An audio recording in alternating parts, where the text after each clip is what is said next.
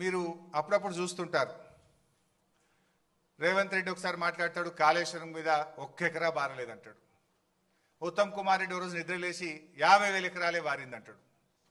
ఇంకొక కాంగ్రెస్ నాయకుడు అంటాడు 1,00,000 ఎకరాలే బారిందంటాడు. ఇవాళ నోటికి మొక్కాలి, ఒక్కొక్క లీడర్ ఒక్క తీరుగా మాట్లాడతాడు.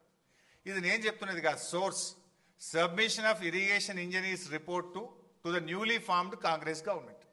కొత్తగా రాష్ట్రంలో ఏర్పాటైన కాంగ్రెస్ ప్రభుత్వానికి వీళ్ళు కాళేశ్వరం రివ్యూకు పోతే ఇరిగేషన్ డిపార్ట్మెంట్ ఇచ్చిన ప్రజెంటేషన్ కాపీ, ఇది నా సొంత కవిత్వం కాదు, డిపార్ట్మెంటు కాంగ్రెస్ ప్రభుత్వానికి ఇచ్చిన ప్రజెంటేషన్. కాళేశ్వరం ద్వారా అప్పటికి 98,570 ఎకరాలు ఆయకట్టని, ఇది డైరెక్ట్ కాలువల ద్వారా. అదేవిధంగా కాలువల ద్వారా నింపిన 456 చెరువులను నింపడం ద్వారా 40,000 ఎకరాల ఆయకట్టు. ఎస్ఆర్ఎస్పి స్టేజ్ 1 స్టేజ్ 2 నిజాం సాగర్కు 1,67,000 ఎకరాల కొత్త ఆయకట్టు. మొత్తం 3,04,766 ఎకరాల కొత్త ఆయకట్టుకి ఇచ్చాం. అదేవిధంగా స్థిరీకరణ 17,08,230 ఎకరాలు స్థిరీకరణ జరిగింది.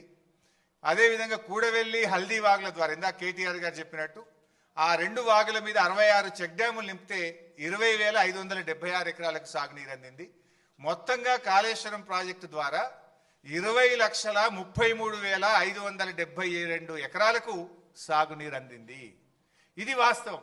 కానీ ఏం మాట్లాడతారు, ఒక్క ఎకరా బారలేదని ఒకడంటాడు, 50,000 ఎకరాలు బారిందని ఒకడంటాడు, 1,00,000 ఎకరాలు బారిందని ఒకడంటాడు. వాస్తవానికి 20,33,572 ఎకరాలకు అప్పటికే సాగునీరు అందించారు.